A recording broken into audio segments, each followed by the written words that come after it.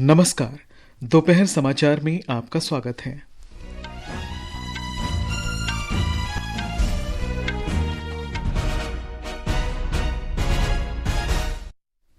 प्रधानमंत्री नरेंद्र मोदी ने वडोदरा में गुजरात गौरव अभियान कार्यक्रम में भाग लिया।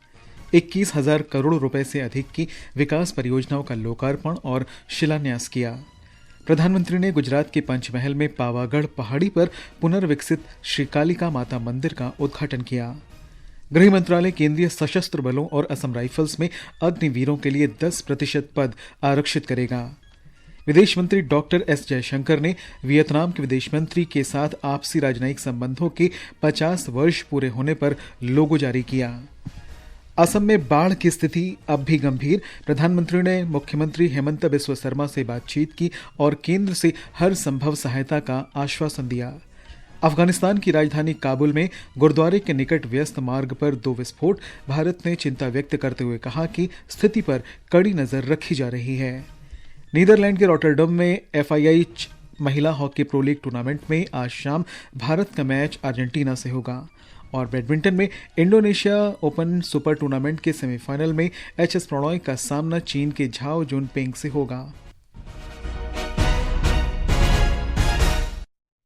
दोपहर समाचार में नीलम मलकानिया के साथ मैं निखिल कुमार। प्रधानमंत्री नरेंद्र मोदी ने गुजरात के वडोदरा में 21,000 करोड़ रुपए की कई विकास परियोजनाओं का लोकार्पण और शिलान्यास किया। प्रधानमंत्री वडोदरा में गुजरात गौरव अभियान कार्यक्रम में शामिल हुए। इस अवसर पर श्री मोदी ने कहा कि ढांचागत परियोजनाओं पर अत्यधिक खर्च से विकास को गति मिलेगी और लोगों का जीवन आसान होगा। ये प्रोजेक्ट गुजरात के विकास से भारत का विकास, इस प्रतिबद्धता को बल देने वाले हैं। गरीबों के घर, उच्च शिक्षा और बेहतर कनेक्टिविटी पर इतना बड़ा निवेश गुजरात के औद्योगिक विकास को विस्तार देगा। यहाँ के युवाओं के लिए रोजगार, स्वरोजगार, इसके लिए अनगिनत अवसर निर्मित करेगा। इन प्रोजेक्ट्स में भी अधिकतर हमारे बहन बेटियों के स्वास्थ्य, पोषण और सशक्तिकरण से जुड़े हैं। इन परियोजनाओं में 357 किलोमीटर लंबा नया पालनपुर मदार खंड पर डेडिकेटेड माल गलियारा राष्ट्र को समर्पित करना, 166 किलोमीटर लंबा अहमदाबाद बोटाद रेल मार्ग का अमान परिवर्तन और 81 किलोमीटर लंबे पालनपुर मीठा खंड का विद्युतीकरण शामिल है। प्रधानमंत्री ने रेलवे क्षेत्र की पहल के साथ साथ सूरत, ओढ़ना, सोमनाथ और साबरमती स्टेशनों के पुनर्विकास की आधारशिला रखी। इन परियोजनाओं से इस क्षेत्र में साजो सामान की लागत में कमी आएगी और उद्योग तथा कृषि क्षेत्र में तेजी लाने में मदद मिलेगी। इससे इस क्षेत्र में संपर्क में सुधार होगा और यात्री सुविधाएं बढ़ेंगी। प्रधानमंत्री आवास योजना के अंतर्गत श्री मोदी ने पात्र लोगों को 1,38,000 मकान आवंटित किए, जिसमें शहरी क्षेत्रों में 1,800 करोड़ रुपए की और शहरी क्षेत्रों में 1,530 करोड़ रुपए की लागत आई है। कार्यक्रम के दौरान प्रधानमंत्री ने खेड़ा, आणंद, वडोदरा, छोटा उदयपुर और पंचमहल में 680 करोड़ रुपए की कई विकास परियोजनाओं की आधारशिला रखी। इसका उद्देश्य इस क्षेत्र में जीवन यापन आसान बनाना है। प्रधानमंत्री ने भावुक होकर अपने जीवन में माताओं और बहनों की भूमिका को याद किया। कुछ तो ऐसे वरिष्ठ कार्यकर्ता मुझे दिखाई दिए जिनकी उंगली पकड़ करके मैं कभी चला था। अनेक माताएं ऐसी मिली जिनका मैंने सर झुका के प्रणाम किया। कभी न कभी उनके हाथ से मुझे रोटी खाने का सौभाग्य मिला था। मातृत्व और बाल स्वास्थ्य में सुधार पर जोर देते हुए प्रधानमंत्री ने मुख्यमंत्री मातृ शक्ति योजना का भी शुभारंभ किया। आज गुजरात की बहन बेटियों, उनके लिए मेरी दृष्टि से एक महत्वपूर्ण दिन है। स्वस्थ मातृत्व और स्वस्थ बचपन सुनिश्चित करने के लिए गुजरात सरकार ने आज 2 बड़ी योजनाएं शुरू की हैं। 800 करोड़ रुपए की मुख्यमंत्री मातृ शक्ति योजना ये सुनिश्चित करेगी कि गर्भावस्था के दौरान और मातृत्व के शुरुआती दिनों में माता को पौष्टिक आहार मिले। वहीं पोषण सुधा योजना का विस्तार भी अब गुजरात के सभी आदिवासी बाहुल्य क्षेत्रों में किया गया है। अभी मुझे 1,36,00,000 लाभार्थी बहन, 1.25 करोड़ से भी ज्यादा बहनें उनके लिए 118 करोड़ रुपए से अधिक वितरित करने का अवसर मिला। प्रधानमंत्री नरेंद्र मोदी ने आज सवेरे गुजरात के पंचमहल जिले में पावागढ़ पहाड़ी पर पुनर्विकसित श्री कालिका माता मंदिर का उद्घाटन किया। उन्होंने मंदिर में परंपरागत विधि से पूजा अर्चना भी की। श्री मोदी ने मंदिर के शीर्ष पर ध्वजा फहराई। आज का ये पल मेरे अंतर मन को विशेष आनंद से भर देता है। कल्पना कर सकते हैं 5 शताब्दी के बाद और आजादी के 75 साल बीतने के बाद 5 शताब्दी तक मां काली के शिखर पर ध्वजा नहीं फहरी थी। आज मां काली के शिखर पर ध्वजा, ये पल हमें प्रेरणा देती है, ऊर्जा देती है और हमारी महान परंपरा और संस्कृति के प्रति समर्पित भाव से जीने के लिए हमें प्रेरित करती है। इस भव्य महाकाली मंदिर का गर्भगृह सोने का बना है। श्री मोदी ने कहा कि आज भारत का आध्यात्मिक और सांस्कृतिक गौरव पुनः प्रतिष्ठित हुआ है। ये शिखर ध्वज केवल हमारी आस्था और आध्यात्म का ही प्रतीक नहीं है। ये शिखर ध्वज इस बात का भी प्रतीक है कि सदियां बदलती हैं, युग बदलते हैं, लेकिन आस्था का शिखर शाश्वत रहता है। भाई और बहनों, अयोध्या में आकर आपने देखा होगा भव्य राम मंदिर आकार ले रहा है। काशी में विश्वनाथ धाम हो या फिर मेरे केदार बाबा का धाम हो, आज भारत के आध्यात्मिक और सांस्कृतिक गौरव पुनर्स्थापित हो रहे हैं। आज नया भारत अपनी आधुनिक आकांक्षाओं के साथ साथ अपनी प्राचीन धरोहर को भी, अपनी प्राचीन पहचान को भी उसी उमंग और उत्साह के साथ जी रहा है। हर भारतीय उस पर गर्व कर रहा है। प्रधानमंत्री ने कहा कि उन पर देवी मां की असीम अनुकंपा है कि वे प्रधान सेवक बनने के बाद से अधिक ऊर्जा और समर्पण के साथ देश की माताओं और बहनों के कल्याण के लिए निरंतर काम कर रहे हैं। इतिहास गवाह है, स्वामी विवेकानंद जी मां काली के आशीर्वाद लेकर के जन सेवा से प्रभु सेवा में लीन हो गए। मां मुझे भी आशीर्वाद दे कि मैं और अधिक ऊर्जा के साथ और अधिक त्याग और समर्पण के साथ देश के जन जन का सेवक बनकर उनकी सेवा करता रहूं। मेरा जो भी सामर्थ्य है, मेरे जीवन में जो भी कुछ पुण्य है, वो मैं देश की माताओं बहनों के कल्याण के लिए, देश के लिए समर्पित करता रहूं। प्रधानमंत्री नरेंद्र मोदी कल सुबह 10:30 बजे दिल्ली में Pragati Maidan integrated transit corridor परियोजना की मुख्य सुरंग और 5 अंडरपास राष्ट्र को समर्पित करेंगे। ये परियोजना प्रगति मैदान पुनर्विकास परियोजना का ही अंग है। इसे 920 करोड़ रुपए से अधिक की लागत से बनाया गया है। इसका उद्देश्य प्रगति मैदान में विकसित किए जा रहे कन्वेंशन सेंटर और नई विश्व स्तरीय प्रदर्शनी स्थल तक निर्बाध तथा आसान पहुंच प्रदान करना है। ये परियोजना वाहनों की बेरोक-टोक आवाजाही सुनिश्चित करेगी, जिससे समय और धन की बचत होगी। ये समाचार हमारी वेबसाइट newsonair.com/hindi और हमारे mobile app news on AIR पर भी उपलब्ध हैं। सुनो ना, हाँ? सोच रहा हूँ अपना बिजनेस क्यों न बढ़ा लूं। तो रोका किसने है? हाँ? रोका तो किसी ने नहीं, पर समझ नहीं आ रहा कि मदद किससे मांगूं। मुझसे। तुमसे? तो अच्छा बताओ फिर। आकाशवाणी है ना, मैंने सुना है उसका नेटवर्क देश भर में फैला है। पर उससे मेरा क्या फायदा? देखो, फायदा है। जिस शहर में चाहो विज्ञापन की मदद से उपभोक्ताओं तक पहुंच जाओ। पर अब ये भी तो बता दो कि आकाशवाणी से संपर्क कैसे करूं? बहुत आसान है, मैं बताती हूँ। नंबर नोट करो, 870-001-4242। ओ, 870-001-4242। हाँ। लो अभी फोन लगाता हूँ 870-001-4242 पर।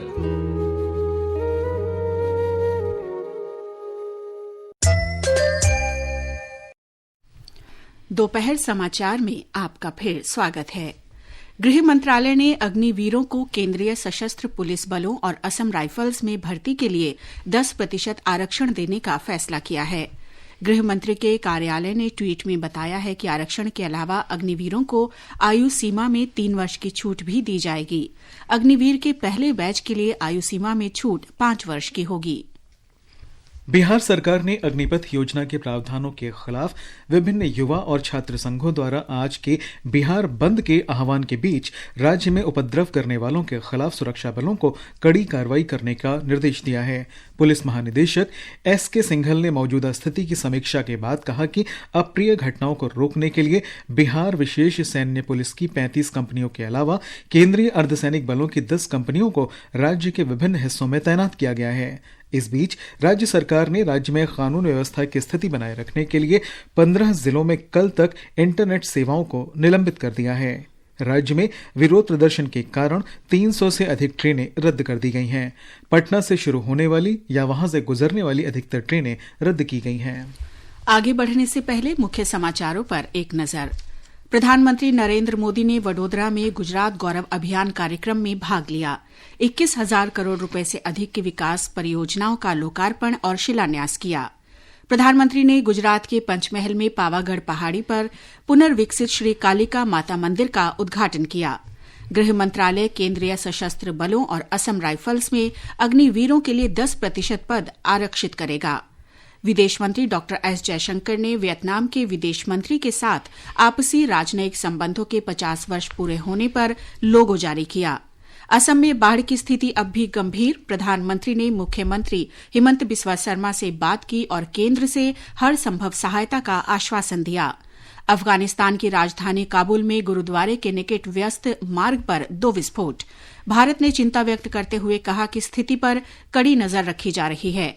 नीदरलैंड के रोटरडैम में FIH महिला हॉकी प्रो लीग टूर्नामेंट में आज शाम भारत का मैच अर्जेंटीना से होगा और बैडमिंटन में इंडोनेशिया ओपन सुपर टूर्नामेंट के सेमीफाइनल में HS प्रणॉय का सामना चीन के झाओ जुनपिंग से होगा।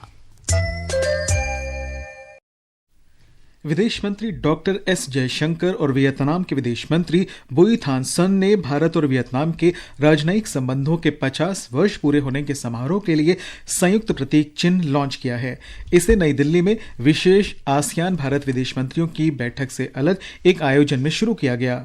विदेश मंत्रालय ने कहा कि दोनों देशों के नागरिकों के लिए आयोजित प्रतियोगिता के जरिए दोनों पक्षों ने संयुक्त रूप से इस प्रतीक चिन्ह का चयन किया है। ये भारत और वियतनाम के बीच दीर्घकालीन मैत्री को उनके राष्ट्रीय महत्व के पक्षियों, भारत के मोर और वियतनाम के सारस के माध्यम से दर्शाता है। असम में बाढ़ की स्थिति और बिगड़ गई है। मुख्यमंत्री हिमंत बिस्वा शर्मा ने आज कामरूप जिले में बाढ़ प्रभावित क्षेत्रों का दौरा किया और पीड़ित लोगों को सभी प्रकार की सहायता देने का आश्वासन दिया। मुख्यमंत्री ने यह भी बताया कि प्रधानमंत्री नरेंद्र मोदी ने राज्य में राहत और पुनर्वास कार्यों के लिए हर संभव सहायता देने का भरोसा दिया है। राज्य के 2,900 से अधिक गांवों के करीब 19 लाख लोगों पर बाढ़ का असर पड़ा है। पिछले 24 घंटों में बाढ़ के कारण 9 लोगों की जानें गईं।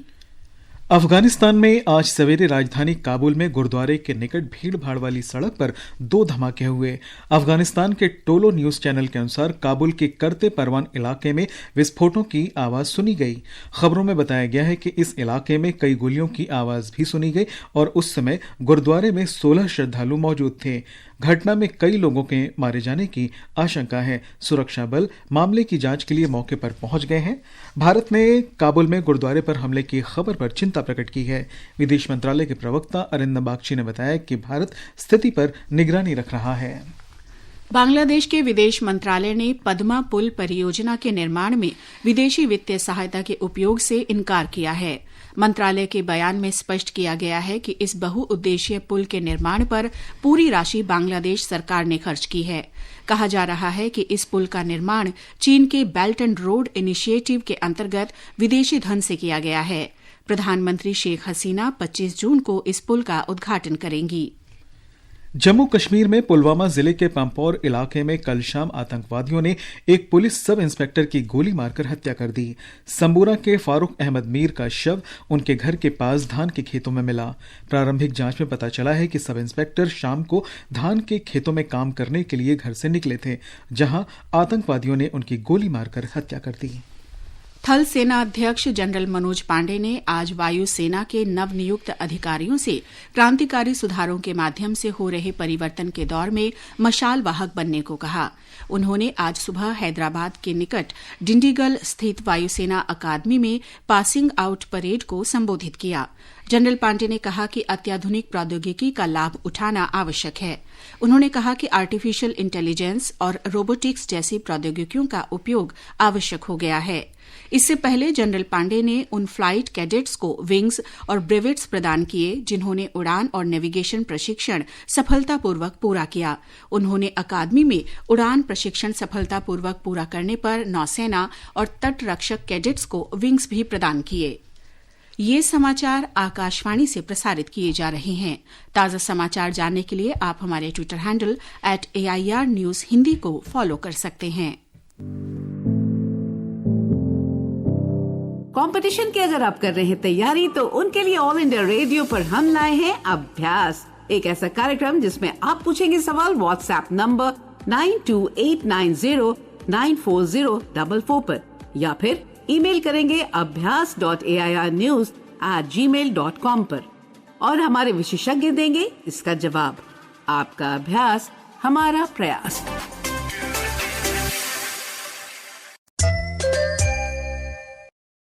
ये आकाशवाणी है। प्रधानमंत्री नरेंद्र मोदी कल शाम 5 बजे दिल्ली के इंदिरा गांधी स्टेडियम में 44वें शतरंज ओलंपियाड की ऐतिहासिक मशाल रिले की शुरुआत करेंगे। हमारे संवाददाता ने बताया है कि अंतर्राष्ट्रीय शतरंज महासंघ ने ओलंपिक मशाल की तरह शतरंज ओलंपियाड मशाल की शुरुआत की है।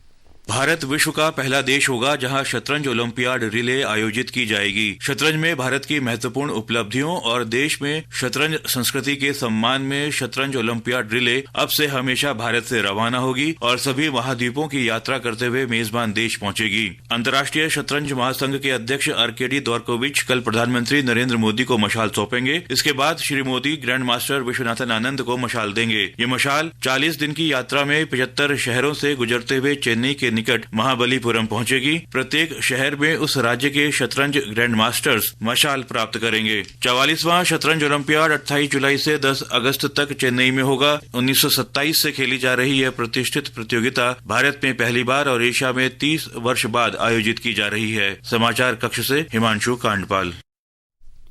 भारत के HS Prannoy Indonesia open badminton tournament में पुरुष सिंगल सेमीफाइनल में पहुंच गए हैं।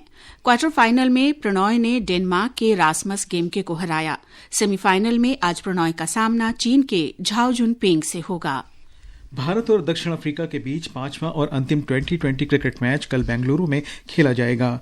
राजकोट में कल भारत ने चौथे मैच में दक्षिण अफ्रीका को 82 रन से हराकर 5 मैचों की श्रृंखला में 2-2 की बराबरी कर ली है।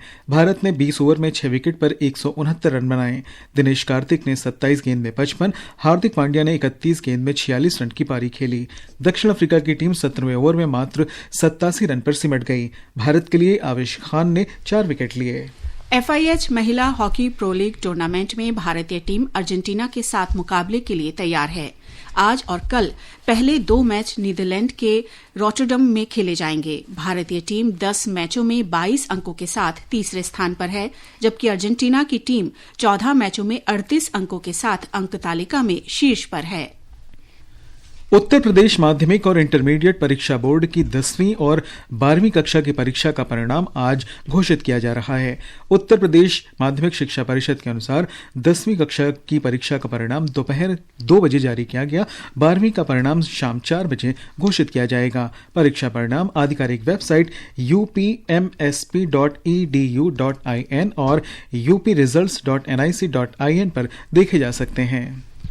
जम्मू कश्मीर में कारगिल विजय ज्योति को उत्तरी कमान सेना मुख्यालय के 51वें स्थापना दिवस के उपलक्ष्य में कल ध्रुव युद्ध स्मारक उधमपुर से रवाना किया गया। ये ज्योति कारगिल युद्ध के दौरान सर्वोच्च बलिदान देने वाले बहादुर सैनिकों को श्रद्धांजलि के रूप में भी प्रज्वलित की गई है। आजादी का अमृत महोत्सव के अंतर्गत आइए अब सुनते हैं आकाशवाणी की विशेष प्रस्तुति आजादी का सफर। आजादी का अमृत महोत्सव।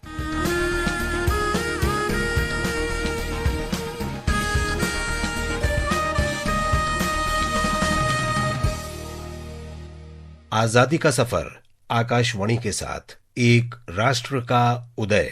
भारत का गौरवशाली स्वतंत्रता संग्राम आधुनिक विश्व के अब तक के सबसे बड़े संघर्षों में से एक है। आकाशवाणी समाचार आपके लिए प्रतिदिन इस संग्राम की एक झलक लेकर आता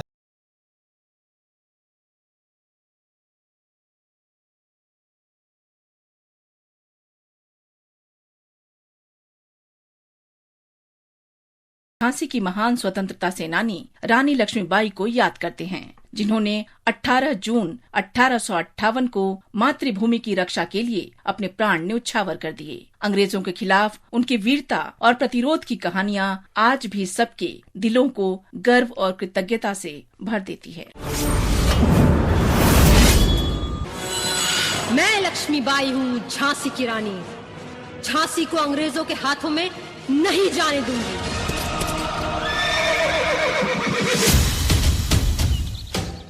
रानी लक्ष्मीबाई का जन्म 16 नवंबर 1835 को हुआ था। उनका नाम मणिकर्णिका तांबे रखा गया था, लेकिन उनके माता पिता उन्हें प्यार से मनु और नाना साहेब पेशवा छबीली कहकर बुलाते थे। उनके पिता बिठूर चले गए, जहां वे बड़ी हुई और नाना साहेब, तात्या टोपे तथा राव साहिब के निकट संपर्क में आई। लक्ष्मीबाई ने पारंपरिक शिक्षा प्राप्त की, घुड़सवारी और छोटे हथियार चलाना भी सीखा। वे सुंदर, बुद्धिमान, ऊर्जावान और साहसी थीं। उनका विवाह झांसी के महाराजा गंगाधर राव से 1842 में हुआ। हुई आजादी की कीमत सबने पहचानी थी, दूर फिरंगी को करने की सबने मन में ठानी थी। आकर्षक व्यक्तित्व की धनी लक्ष्मीबाई में उच्च प्रशासनिक क्षमता कूट कूट कर भरी थी। उनकी इकलौती संतान की शैशव अवस्था में ही मृत्यु हो गई। 21 नवंबर 1853 को उनके पति का भी निधन हो गया। ब्रिटिश अधिकारियों ने रानी लक्ष्मीबाई के दत्तक पुत्र दामोदर राव को उत्तराधिकारी मानने से इनकार कर दिया। 27 फरवरी 1854 को डलहौजी के राज्य हड़प की नीति के अंतर्गत उनके क्षेत्र पर कब्जा कर लिया गया। अंग्रेजों से रानी लक्ष्मीबाई की अपील का कोई असर नहीं हुआ। चमक उठी सन 57 में वह तलवार पुरानी थी, बुंदेले हर बोलों के मुंह हमने सुनी कहानी थी। खूब लड़ी मर्दानी वो तो, खूब लड़ी मर्दानी वो तो झांसी वाली रानी थी, झांसी वाली रानी थी। जब 1857 में स्वतंत्रता का पहला संग्राम शुरू हुआ तो रानी लक्ष्मीबाई इसमें शामिल हो गईं और उन्होंने अकेले ही मोर्चा संभाला। 8 जून 1857 को सिपाहियों द्वारा जोखन बाग में अंग्रेजों के नरसंहार और उनके दिल्ली जाने के बाद रानी ने सरकार की बागडोर संभाली और सामने आई चुनौतियों का सफलतापूर्वक सामना किया। 20 मार्च 1858 को ब्रिटिश जनरल ह्यूज रोज के हमले के दौरान उन्होंने 2 सप्ताह तक वीरता पूर्वक झांसी की रक्षा की और अंततः अपने पुत्र के साथ घोड़े पर सवार होकर कालपी निकल गई। बाद में वो तात्या टोपे और राव साहब की सेना में शामिल हो गईं, लेकिन उनकी संयुक्त सेना को अंग्रेजों ने हरा दिया। इसके बाद लक्ष्मीबाई ग्वालियर पहुंच गईं और ग्वालियर पर कब्जा कर अंग्रेजों को चौंका दिया। जब सर ह्यूज रोज ने ग्वालियर किले पर नए सिरे से हमला किया तो रानी ने अंतिम सांस तक मुकाबला किया। वे दोनों हाथों में तलवारें और मुंह से घोड़े की लगाम थामे आखिरी दम तक लड़ी। 18 जून 1858 को युद्ध के दौरान वीर गति को प्राप्त हुई। आकाशवाणी समाचार मातृभूमि के लिए झांसी की रानी लक्ष्मीबाई की वीरता और प्रेम को नमन करता है। 18 जून 1946 को स्वतंत्रता सेनानी राम मनोहर लोहिया ने गोवा में पुर्तगालियों के खिलाफ स्वतंत्रता आंदोलन के अंतिम चरण की मशाल जलाई। उन्होंने मडगांव में जनसभा आयोजित करने की अनुमति नहीं देने के सरकारी आदेशों का खुले तौर पर उल्लंघन किया और जिले के प्रशासक कैप्टन फोर्टुनातो मिरांडा को फटकार लगाई। गोवा में सविनय अवज्ञा आंदोलन की शुरुआत करते हुए लोहिया ने गोवा वासियों को एक खुला पत्र लिखा था। उन्होंने स्पष्ट किया कि आंदोलन का उद्देश्य नागरिक स्वतंत्रता हासिल करना था, लेकिन जिन तरीकों का पालन किया जाना था वे जन जागरण के थे।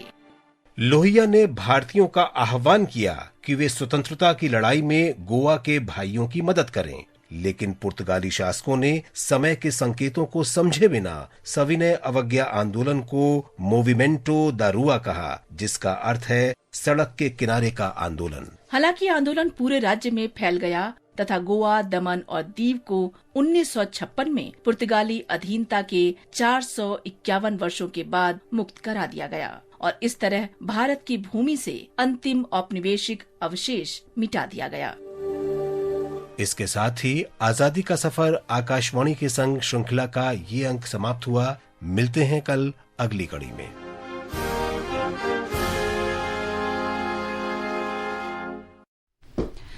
और अब मौसम।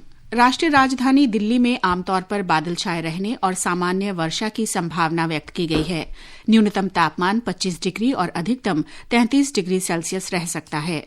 मुंबई में आमतौर पर बादल छाए रहने और रुक रुक कर बारिश हो सकती है। न्यूनतम तापमान 25 डिग्री और अधिकतम 33 डिग्री सेल्सियस रह सकता है। चेन्नई में गरज के साथ छींटे पड़ने के आसार हैं। न्यूनतम तापमान 26 डिग्री और अधिकतम 37 डिग्री सेल्सियस रह सकता है। कोलकाता में आंशिक रूप से बादल छाए रह सकते हैं। तापमान 28 डिग्री और 35 डिग्री सेल्सियस के बीच रह सकता है। श्रीनगर, जम्मू, लेह, गिलगित और मुजफ्फराबाद में आंशिक रूप से बादल छाए रहेंगे और 1 या 2 बार बारिश या गरज के साथ बौछारें पड़ सकती हैं। पूर्वोत्तर में गुवाहाटी, ईटानगर, शिलंग, आइजोल, इम्फाल, गंगटोक, अगरतला और कोहिमा में आमतौर पर बादल छाए रहेंगे और 1 या 2 बार बारिश हो सकती है या गरज के साथ बौछारें पड़ने की संभावना है। और अब आज का संस्कृति संदेश। आज ऐसी 3 हस्तियों की पुण्यतिथि है जिन्होंने 3 अलग अलग क्षेत्रों में अपना ऐसा स्थान बनाया जिनके लिए आज हम उन्हें पूरे सम्मान से याद कर रहे हैं। ये हैं हिंदी के जाने माने साहित्यकार और राजनेता सेठ गोविंद दास, भारतीय सिनेमा की पहली महिला सुपरस्टार नसीम बानो और भारतीय शास्त्रीय संगीतज्ञ और सरोद वादक अली अकबर खां। राष्ट्रभाषा हिंदी के प्रबल समर्थक सेठ गोविंद दास का जन्म 16 अक्टूबर 1896 को जबलपुर के एक व्यापारी परिवार में हुआ था। सेठ गोविंद दास महात्मा गांधी के निकट सहयोगी माने जाते थे। देश के स्वतंत्रता आंदोलन के दौरान अंग्रेजों ने उन्हें 8 महीने के लिए दमोह जेल में डाल दिया। आजादी के बाद वे संसद के लिए चुने गए। भारत सरकार ने 1961 में उन्हें पद्म भूषण से सम्मानित किया। और अब बात भारतीय सिनेमा की पहली महिला सुपरस्टार नसीम बानो की। 4 जुलाई 1916 को जन्मी नसीम को बाद में ब्यूटी क्वीन के नाम से भी जाना गया। सोहराब मोदी के साथ उनकी पहली फिल्म खून का खून 1935 में आई थी। नसीम बानो ने 1930 के दशक से 1950 के दशक तक फिल्मों में काम किया और 18 जून 2002 को उन्होंने इस दुनिया को अलविदा कह दिया। और अब बात उस्ताद अकबर अली खां साहब की। खां साहब मेहर घराने के भारतीय शास्त्रीय संगीतज्ञ और सरोद वादक थे। उनके विश्वव्यापी संगीत प्रस्तुतियों ने भारतीय शास्त्रीय संगीत तथा सरोद वादन को लोकप्रिय बनाने में महत्वपूर्ण भूमिका निभाई। 1955 में वे अमेरिका के टेलीविजन अलिस्टेयर कुक के ओमनिबस में प्रस्तुति देने वाले पहले भारतीय शास्त्रीय संगीतज्ञ बने। उन्होंने देश विदेश में संगीत के कई विद्यालयों की स्थापना की। खां साहब को 1988 में पद्म विभूषण से सम्मानित किया गया। आज अंतर्राष्ट्रीय पिकनिक दिवस भी है।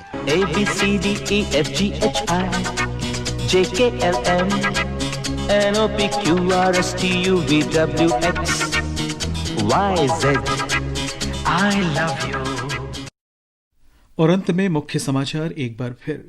प्रधानमंत्री नरेंद्र मोदी ने वडोदरा में गुजरात गौरव अभियान कार्यक्रम में भाग लिया। 21,000 करोड़ रुपए से अधिक की विकास परियोजनाओं का लोकार्पण और शिलान्यास किया। प्रधानमंत्री ने गुजरात के पंचमहल में पावागढ़ पहाड़ी पर पुनर्विकसित श्रीकालिका माता मंदिर का उद्घाटन किया। गृह मंत्रालय केंद्रीय सशस्त्र बलों और असम राइफल्स में अग्निवीरों के लिए 10% पद आरक्षित करेगा। विदेश मंत्री डॉक्टर एस जयशंकर ने वियतनाम के विदेश मंत्री के साथ आपसी राजनयिक संबंधों के 50 वर्ष पूरे होने पर लोगो जारी किया। असम में बाढ़ की स्थिति अब भी गंभीर। प्रधानमंत्री ने मुख्यमंत्री हेमंत बिस्वा शर्मा से बातचीत की और केंद्र से हर संभव सहायता का आश्वासन दिया। अफगानिस्तान की राजधानी काबुल में गुरुद्वारे के निकट व्यस्त मार्ग पर 2 विस्फोट हुए। भारत ने चिंता व्यक्त करते हुए कहा कि स्थिति पर कड़ी नजर रखी जा रही है। नीदरलैंड्स के रॉटरडम में FIH महिला हॉकी प्री लीग टूर्नामेंट में आज शाम भारत का मैच अर्जेंटीना से होगा। और बैडमिंटन में इंडोनेशिया ओपन सुपर टूर्नामेंट के सेमीफाइनल में आज शाम HS प्रणॉय का सामना चीन के झाओ जुनपिंग से होगा। इसके साथ ही दोपहर समाचार का ये अंक समाप्त हुआ। नमस्कार।